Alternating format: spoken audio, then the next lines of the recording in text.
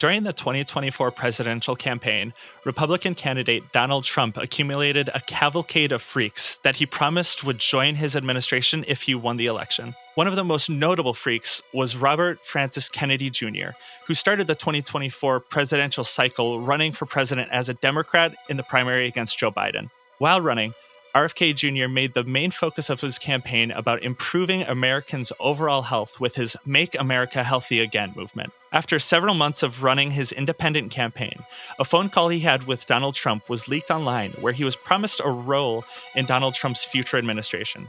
Just weeks after, he dropped out and endorsed Donald Trump for president in 2024. The now President Trump kept his promise. Freaks were delivered.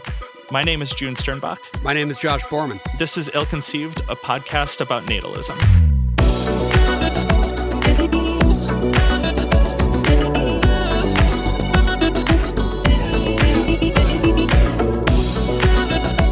Josh, yes. You were just recently, you were on a long journey across the United States, and you thankfully had time to just briefly stop into Chicago. How was that overall trip experience? You have a good trip? You had a good time? I did have a good trip. I ended up doing a train journey all the way out from New York to Chicago, then another train from Chicago up to Michigan. Then I took the ferry across Lake Michigan from Michigan to Wisconsin, another train from Wisconsin back down to Chicago, and then finally took a train back home to New York. So it was long and I would say hectic overall. But, it was worth it because I got to ride a bunch of trains. Yeah, no, I think that's like the dream. I love that you could put a corkboard up and put a yes. line, like twine or rope tying exactly your crazy path all the way around. I kind of want to do that now. Yeah, I do too. It'd be a fun way to illustrate exactly where you've been. But while you're in Chicago, yes. We just only had enough time to really meet up, hang out for just a tiny bit, and have some dinner. There was wildfire smoke out. It was really cool. All that coming down from Canada. We had to wear masks outside to not die. But we did. We had a great pizza, and that was really fun too. Because we haven't actually released any of the podcast yet. Right. What I am telling you about, dear listener, is a pizza meeting that happened between the recording of the first episode and the recording of this episode. So you're experiencing this with us in chronological order. Yeah, it was a great pizza hangout. We had some great pizza, but what was in that pizza? Obviously, tomatoes. Well, yeah. There was I think we had some pepperoni, some sausage, but the most nefarious part of this pizza is there's fucking seed oils in this pizza. Oh, no, there were? Yeah. That's going to give me autism or something. Autism, chronic health issues, inflammation, all sorts of bad stuff. It was there was the smoke outside. It was very bad air, but you were not worried about the correct thing. You were worried about air quality. No, I should have just gone outside and breathed that shit in like a champ. Yeah. The real problem was what was between my teeth. Yeah, no, it's a big problem these days. And our dear friend, RFK Jr., probably the most notable of the proponents of the seed oil conspiracy that's, I feel really popped off in the popular zeitgeist in the last year or two. We are using this podcast as an opportunity, obviously, to talk about natalism, both the historical antecedents in movements and organizations, as well as the present day guys who are making this stuff happen. Mm-hmm. And there's really no better way to show how much you care about growing healthy children than being these children need to eat a whole bunch of stuff that's been deep fried in beef tallow and make sure they never get vaccinated for anything ever. Absolutely. I think, that is where we're at in the natalism conspiracy, or not even conspiracy, but just the natalism world. I feel a lot more about the history of natalism. And I feel you can probably confirm that natalism has long existed, especially as a branch of the religious right. But these days I feel it's branched out into new territories, anti-intellectualism in the realm of science and pop science and the alternative medicine scene. And I think that's a very important part of the modern natalism movement to outline, because it's not so blatantly natalism, but all of this I believe, does go back to like children's health, like their belief of children's health, and a way to, I think, increase the birth rate of like future generations. Well, I guess one really good way to improve the birth rate is to just have it so that kids keep dying. and you know, with RFK, we're gonna look a little bit into RFK and some of his work with the Children's Health Defense, the organization that he was the chair of, that started it. So the organization was founded in 2007, but he was the chair of this organization from 2015 and was still actively in it and the chair as of 2023, just a little bit before he started his run for president. So I'm actually, this is interesting because I'm not actually familiar with this organization. I am certainly familiar with his platforms and policies, but I didn't realize that there was like a formalized organization that he was a figurehead for. Yeah, he was for a majority of its lifespan. So he did, like, later in his career, shift into the like alternative health and anti-vax scene. But before he like came to this moment, he did a lot of work in environmental advocacy, most notably his work with the group that he founded, the Waterkeeper Alliance, and it was just like a clean water advocacy group.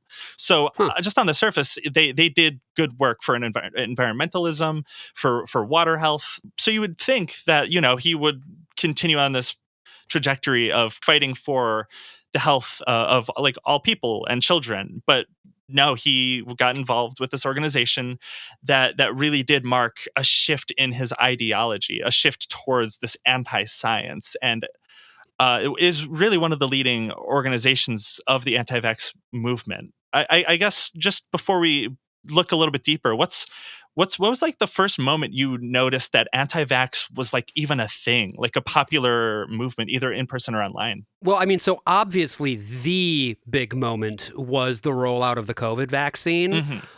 But before that, I had heard a fair bit about it, particularly in fundamentalist communities. In the 90s, especially like late 90s, early 2000s.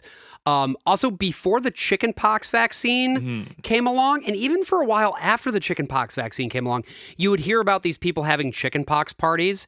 And again, this was a thing that often happened more among the religiously oriented types. And there are specific religious organizations that are really like diehard about vaccines, but that was most of what it was like these weird cloistered religious groups. And then also some like really, really wealthy liberals in places like Marin County. That was also something that I had heard a fair bit about, was that you've got these, you know, multi-millionaire families that basically just reject the idea of vaccination. And then I think the other like high profile, I guess, anti-vax campaigner would of course be Jenny McCarthy. You know, that the actress, she had a kid with autism, right, and got diagnosed when the kid was like 2 years old.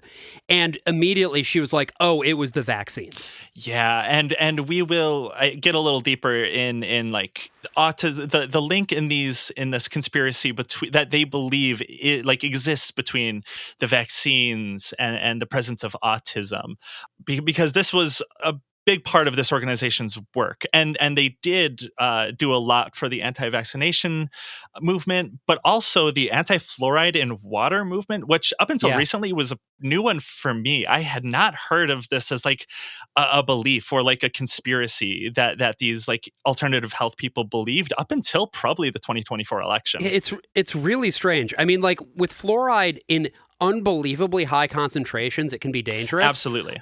But within like sort of normative levels, the worst thing that will happen if there's too much fluoride in the water is that it'll make your teeth turn kind of yellow because there are like fluoride deposits that will end up attaching to the enamel. But it's not anything that's ever been demonstrated to have any real deleterious health effects at all, as long as you stay within those normative levels. And it has really good effects on the long-term health and durability of your teeth. Absolutely. I mean, that's why it was originally put in the water supply in America, was to prevent teeth decay. That is the ultimate point. The city I grew up in was actually the first city to try it. Oh my God. Well, you guys started the social contagion that is the fluoride pandemic. My hometown is whoa.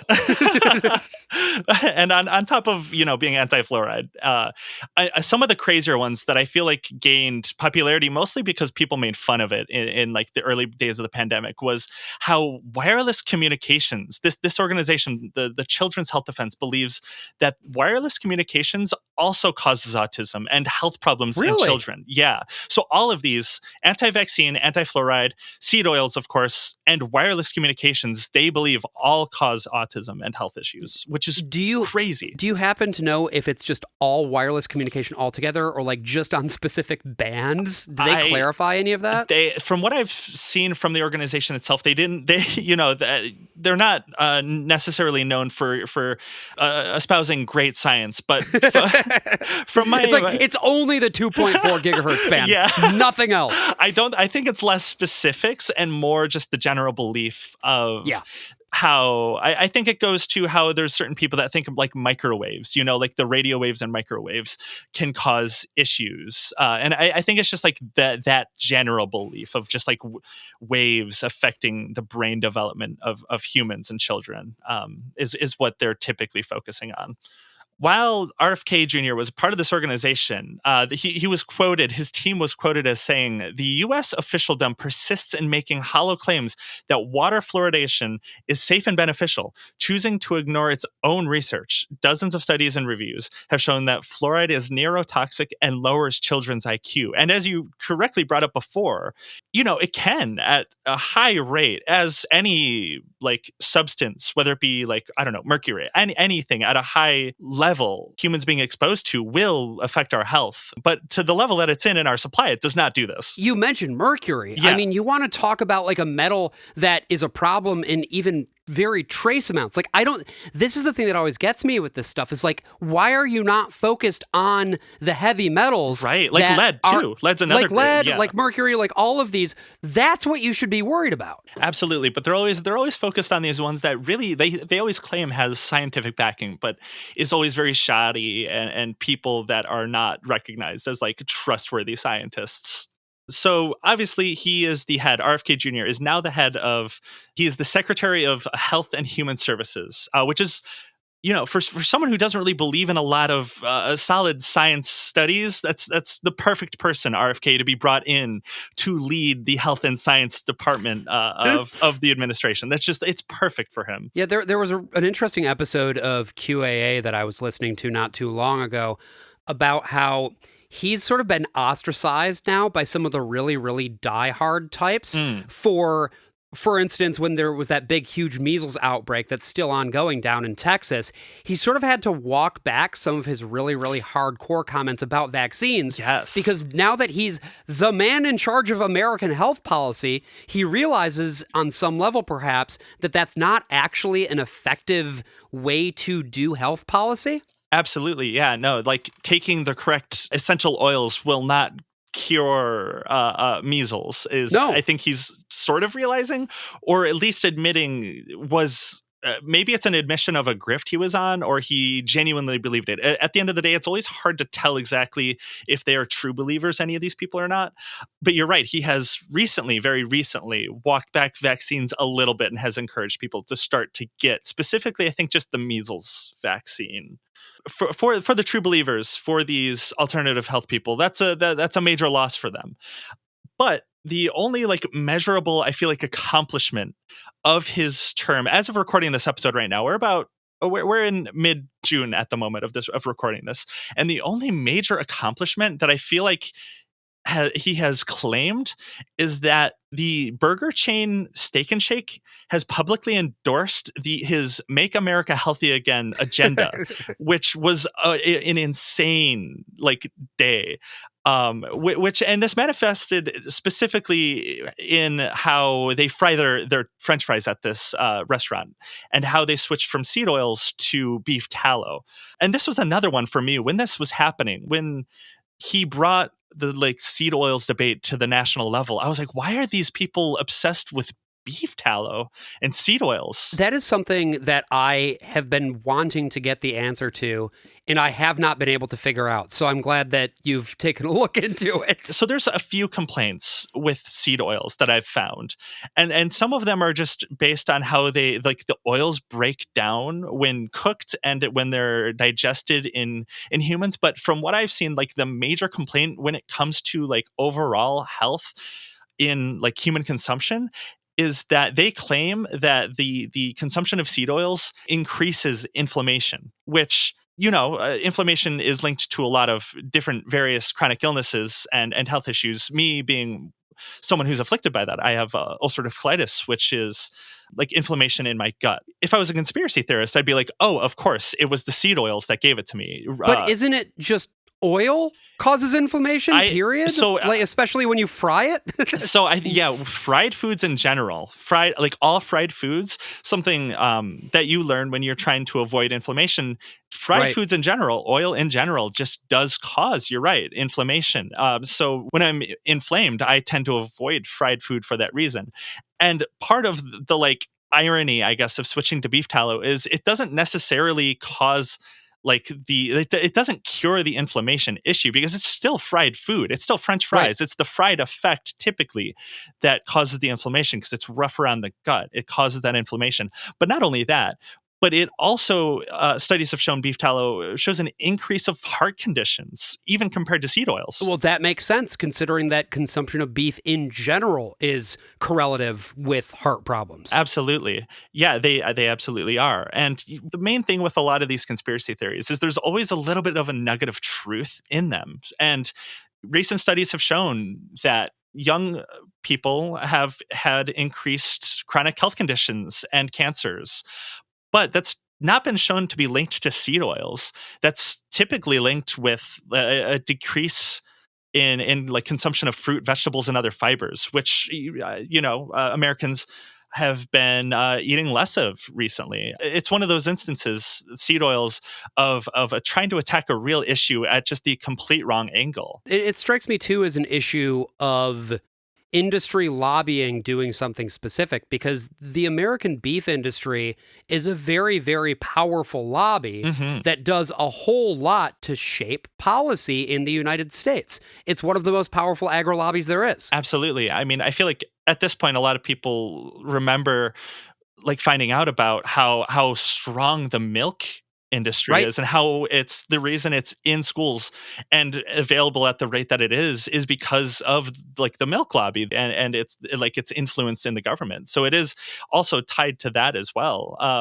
And I think this is ultimately like a goofy example of one of the conspiracy theories in like the children's health defense and more alternative health world. But I think this outlines something more important, that so many people have begun to believe a lot of these conspiracy theories and believe in these untested health remedies are better for our health than any current research or accepted health standards in the United States. Well, and to the point of research, you can see right now that there have been widespread attempts to make it more difficult to get accurate peer-reviewed research generally, both by the defunding of, or at least the attempts to defund higher education. Absolutely. Or as another example, like the National Science Foundation, which grants a whole bunch of taxpayer money for the sake of scientific research, withdrawing a whole bunch of that funding for fear that it is being used for woke or whatever. Like how they tend to claim, they're turning the mice transgender when it's transgenic, like mice. Yeah, it's not exactly at all what they're claiming. And this elevation of distrust in our health institutions and sciences were pioneered by people like RFK Jr. and his work in the organizations like Children's Health Defense. And people are so much more ready to believe in pseudoscience because of people like this. So looking a little bit more broadly at the Children's Health Defense, I feel like the primary and most dangerous thing that they've worked on for the longest time was their stance in the world of anti-vax conspiracies. The Children's Health Defense has been a long proponent of the debunked link between children getting vaccines and an increase of children being diagnosed with autism. I mean, when I was in high school, I remember this being talked about. And it's so interesting to me, too, that it's autism that is the bugbear of these people. I have my, I guess, theories as to why they care so much about that particular thing as opposed to anything else. But setting aside the fact that there is no documented link that has been confirmed in real peer-reviewed science. Right. Even if there were, it's so interesting to me that this is the thing that they are prioritizing above everything else. Because when you talk about things that you can potentially inherit as part of the process of reproduction, to me personally, I don't see autism as being something that is actually really a problem. And that's the interesting thing is a lot of the people, I feel like the people that buy into this conspiracy theory are people that view it as a problem. Right. And I think that was kind of like a watershed moment for me that like I realized, oh, they truly believe that autism is a negative trait in a person. Yes. And that's, you can usually like notice that when people talk about how they think that it needs to be cured, if like autism needs to be cured or eradicated. Well, and I would go one further to say not only do they see it as a bad thing, they see autistic people or people who have other, like people who are chronically depressed or whatever, like whatever brain stuff you have going on that is not neurotypical, it's not just a problem, it's something that makes you a defective person, which is very interesting to me considering how they talk so much about wanting to protect every child. Absolutely. I think there's no better way to illustrate that so many of these people view autism as like a negative trait rather than what it is. Let's be honest. It's just like a neutral difference. It's just a different way of being. It's a different way of like interpreting the world, I guess you can put it. RFK Jr. himself said that autistic people don't work or play sports. Right. Like he thinks like people like RFK Jr. and the proponents of this link between vaccines and autism and the negativity of autism don't think that people with autism are like normal members of society. Didn't he actually talk about baseball specifically? I'm pretty sure he was like, did, yeah. There's no autistic kids playing Little League. And I was like, what are you talking about? Do you know anything about baseball? Yeah, he said that. And that day, all of my most autistic mutuals online were like, the only thing I care about is baseball. Baseball's the autism sport. Like, whether you like it or not, it is. It absolutely is. Every one of these people, and I say this lovingly, has like spreadsheets of like all the data. That's what makes it so good. Yeah. Ultimately, this belief just goes back to they don't believe people with autism are like normal members of society. But studies have also shown that people that have autism are a little less likely to have children compared to like neurotypical people as well. Oh, that's interesting. Yeah. I don't know if that's the driving mechanism of their belief. I think it's in part for some people like RFK Jr. in particular and people at the Children's Health Defense. Obviously, RFK and the Children's Health Defense has long been focused, almost 2 decades now, on the link between autism and vaccines. I don't know if you remember this, but very recently, there was this thing called the COVID-19 pandemic. Did you hear about that? Oh, yeah. No, I was there. Yeah, I was too. I think I remember that one. It feels like so long ago, yeah. But yeah, we were there. We were all there. People listening were probably there also. I would imagine so. Their organization found a huge opening during the COVID-19 pandemic where the trust of the institutions of science and like health were rapidly deteriorating, and people like RFK Jr. were chomping at the bit to like encourage this. They were some of the people driving this. Not all, of course, back at them. There was a lot of help with believers online, true believers of like anti-vax conspiracies. But it was largely driven by these organizations like the Children's Health Defense. Well, it was such a useful inflection point because there were all of these different forms of societal distrust and collective frustration that people were then able to channel into whatever their cause was. Because to parallel what was going on in education at this point, all of this stuff about like reopen the schools, most of what that really was it was just an attempt to weaken the status of teachers' unions because it was a labor thing. And in the same way, a lot of this stuff about like, well, we just need to get healthier was an attempt to go after public health. Absolutely. And of course, he is now the head of public health and Yes. the health. So I love thinking about that. It's so bleak that these people have come so far from driving distrust of science to now making decisions in for health and vaccination mandates and vaccines in general for all of us. And just to look back, because I vividly remember, I don't know if you remember these, but there was a type of video genre that was really funny, but also driving so much of this panic about vaccine mandates and the COVID vaccine in general, where people would record themselves violently shaking. Oh yeah, I remember that. Yeah, that was such a bizarre era because it's so obviously staged and fake, but so many people believed them. It's hard to tell how much of it was just straight up like, okay, I'm going to start shaking now, doing the recording. Yeah. Versus how much of it was like this collective hysteria, because that can happen too, right? If you are convinced enough that something is happening, then as an example, I remember during the pandemic a video of this lady who was talking about how she put a mask on and then all of a sudden it was like, oh no, I can't breathe. And she started hyperventilating and not being able to breathe because the oxygen wasn't getting in through her mask anymore. It's like, no, you were just having a panic attack. But and that is a panic attack that was coming from your understanding of the situation, but that was purely psychosomatic. That was not a physical response. The thing with a lot of this stuff is so much of it is just driven by false belief and like maybe them wanting to believe a certain thing, so it confirms their prior beliefs because this thing is happening.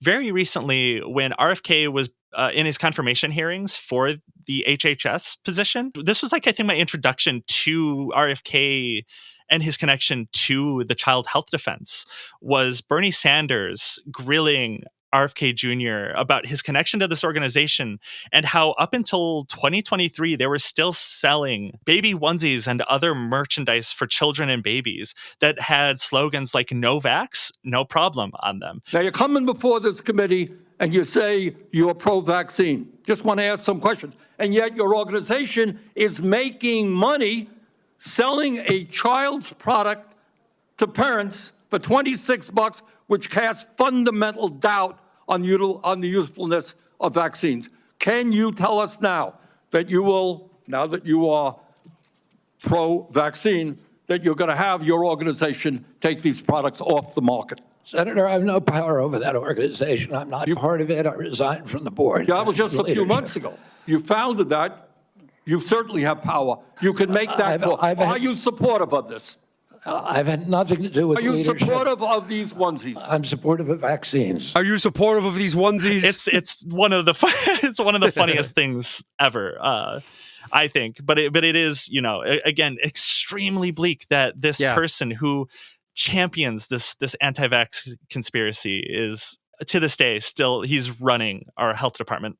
At the end of the day, their distrust of vaccines comes down to their belief that vaccines lead to an increased rate of autism in children and even adults. And they see those children and adults as defective humans, basically. Absolutely. And as you were also saying, probably less likely to procreate and carry on the bloodline, or if they do, they're going to be procreating in a way that is deleterious to the human race overall. Right, because I do feel like they also do correctly believe that autism can be passed down to their children, which I do believe is a link that is there, and they do not want that. And due to this panic of autism, since joining Trump's administration, RFK has stated that his goal as HHS is to, and I quote, "uncover the root causes of autism and other chronic diseases." I believe he gave... That sounds so fascist. It does. And that has been the concern of him joining this position and becoming a member of Trump's administration, is that he would crack down on people with autism. And since stating this, he has several plans that he has yet to enact, I believe. I don't think he has started this yet, but he plans to create databases of Americans with autism, which is explicitly fascist. That is terrifying, that we will have databases of people that they view as defective or have negative traits. Well, and I mean, I am just right now looking at a report. This is about a call for submissions that the National Institutes of Health put out, the NIH. They're, that's what Fauci worked for, famously. The organization that is responsible for top tier health research in the USA. And I just quote here from the article. A new research initiative from the U.S. National Institutes of Health seeks to gather and analyze multiple autism-related data sets to better understand the underlying causes of the condition. Letters of intent are due tomorrow, but the project's atypical call for applications has autism scientists divided on whether or not to participate. Basically, it's $50 million in funding for an estimated 10 to 25 projects where they're just going to be doing big data analysis on these large data sets about people with autism. That's a little concerning. I think I'm a little concerned about adding people to databases. I don't love it. And, like finding the source, the root cause of things like, again, as I mentioned, I have ulcerative colitis. Finding the root cause for diseases like that could help inform cures, because there is no cure for a lot of chronic illnesses. There is no cure for ulcerative colitis. I have cystic fibrosis. It's as a result of advances in medical science over the course of particularly the past decade that I've been able to enjoy the quality of life that I am now able to enjoy. But it's all down to these treatments. And these are treatments that came about in many cases as a result of public sector investment in this sort of thing. Right. And the concern here with autism is that it's not something that needs to be cured. It's not something that that negatively harms people in the way that some of these chronic illnesses do. And it seems like they want to start putting these databases together using like insurance claims, electronic medical records, and data collected by wearable devices like smartwatches. And that feels like an overreach, I think, of like health standards or like the health industry. I don't know. I don't like that our data is just all out there. Well, and it feels like there are so many concerns that they will put out there about, oh no, the for-profit medical whatever, they are trying to sell us. They're trying to invent the disease and sell us the cure, right? Right. And it's like, no, but what this is proposing is to be giving these private medical concerns more access to more information than ever before. All of the concerns that RFK Jr. has and the Children's Health Defense has about health, from vaccines to oils used in French fries, seems to tie together to their concern of the falling birth rates in the United States. He hasn't proposed like directly any policies targeting like increasing birth rates yet, but he does believe that the fertility decline is a symptom of like systematic health problems and chronic illness. The two like main things that he has mentioned that have like raised my eyebrow a little bit recently that I have not found any reputable studies confirming is that he thinks that there is a decline in male reproductive health, specifically that there is sperm counts in teens that are about 50% of what they were a couple generations ago, and that teenagers in this country have the same testosterone levels as 68-year-old men, which I don't first of all, what? Yeah, exactly. What do you mean? That doesn't make sense. No. Secondly, that man's penis must be so shriveled at this point. You know how many steroids that guy has done? That's the other thing. I'm so not to go all like ad hominem or whatever. Right. But you take one fucking look at that guy, it's like, that man is not the picture of health. Do not tell me that that is the man who has it all figured out when it comes to how to take care of your body. Get real. No, I don't think he is sufficiently shown himself to be the leader on the United States health. Like testicles that look like little raisins. I do not want to picture that. Jesus Christ. Too bad you're picturing it. So all of these together, all of these conspiracy theories that the Children's Health Defense, as he was the chair of this organization, have pushed, he believes have led to changes and decreases, of course, in the birth rate and fertility. With all of these environmental factors and like food factors and different vaccine factors, but otherwise doesn't really like specify exact causes, just like other than these like weird links that he seems to find. But I think that's kind of the point, right? Yeah. If you don't specify exactly what the thing is, and you just sort of gesture at this idea that the problems are out there, people can just slot in whatever their proposed solution is. That works very well when you're a conspiracy theorist who's trying to build an audience and amass a movement behind you. But it becomes a lot less effective once you actually have to prognosticate on solutions to these problems. And I feel like right now the rubber is really hitting the road in terms of his ability to do his job, essentially, because if you aren't coming up with solutions and executing on those solutions, you're not going to have a good outcome. Absolutely. And the problem I think I face, and I think just more broadly a lot of people face with the discussion around like natalism and birth rates just broadly, is that there is the truth that birth rates globally and of course in the United States have been declining for Right. over a decade now, for at least 2 decades in many cases.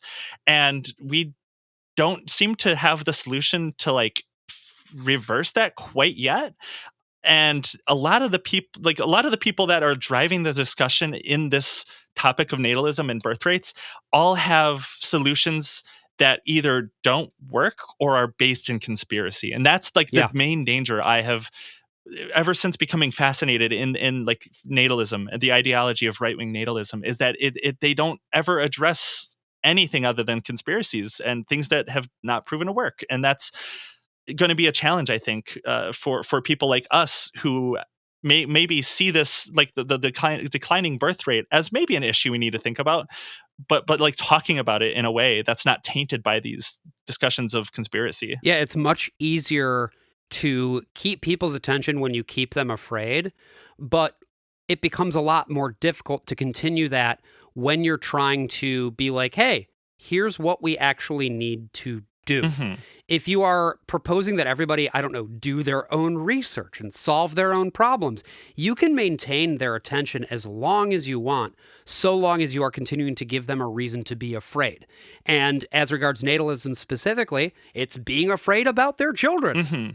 Something we didn't touch on too much in this, because not that I haven't seen RFK or the Children's Health Defense talk about this yet, but that is, I think, one of the main fears about like trans people, is that there is that linked with like autism. People who are trans tend to have less children, and that, you know, that is a driving part of a lot of these people. Just the belief that if they fix the right things, if they do their own research, stop consuming the right or the wrong oils, their sperm count will increase or something. I'm gonna get myself some beef tallow fries. I'm gonna be busting the biggest ropes. You have no idea.